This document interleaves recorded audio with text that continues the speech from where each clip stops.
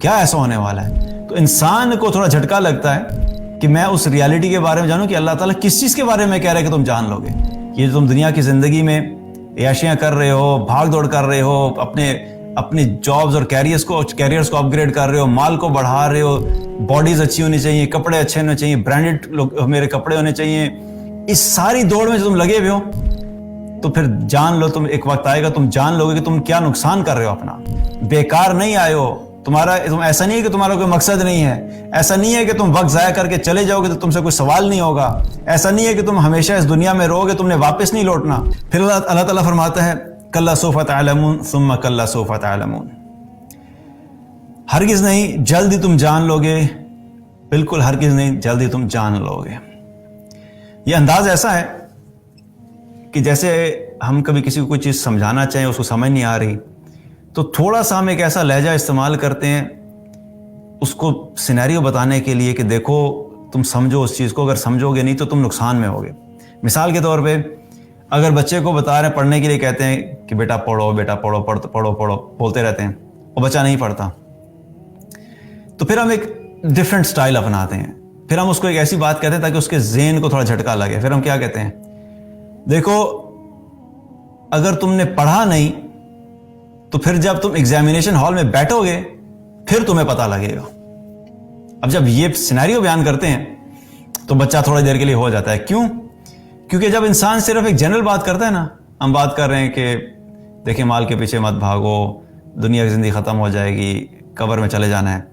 یہاں پہ اللہ تعالیٰ کہہ رہے ہیں کہ ہرگز نہیں، تم جلدی جان لو گے. ہرگز نہیں، تم جلدی جان لو گے. اب اچانک ایک دم سے ایک میسج آتا ہے کہ کیا جان لیں گے، کیا ایسا ہونے والا ہے؟ تو انسان کو تھوڑا جھٹکا لگتا ہے کہ میں اس ریالٹی کے بارے میں جانوں کہ اللہ تعالیٰ کس چیز کے بارے میں کہہ رہے کہ تم جان لو گے.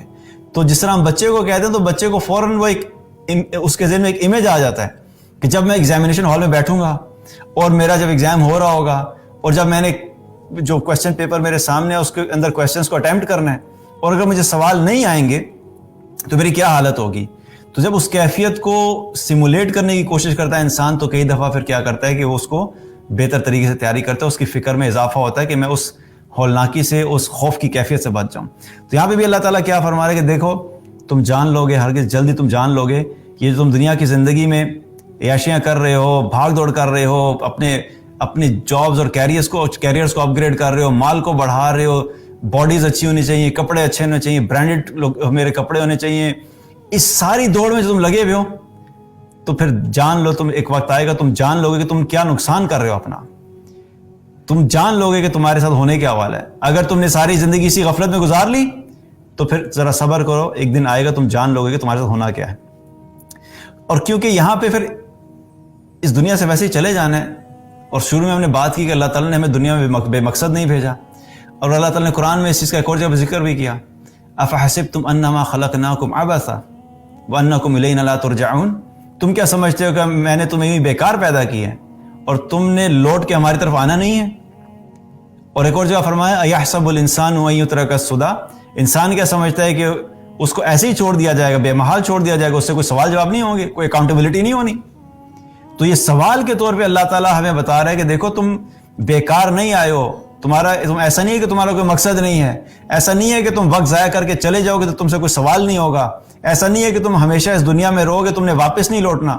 ایسا نہیں ہے کہ تم جب اللہ کے سامنے کھڑے ہوگے تو تم بغیر اکاؤنٹیبلٹی کے چلے جاؤ گے. تو اللہ سبحانہ وتعالیٰ کیا فرما رہے ہیں کہ دیکھو تم ایک دن تم سب دیکھ لو گے، ساری باتیں جو تمہیں سمجھ نہیں آ رہی نا، الہاکم التکاثر، تم بھاگ رہے ہو اور تمہیں سمجھ نہیں آ رہی. ایک دن آئے گا کہ تم جان لو گے کہ تم نے کتنی بڑی غلطی کی، اپنی اس دنیا کی زندگی کو صرف دنیا کی چیزوں کے پیچھے بھگا کے ضائع کر دیا.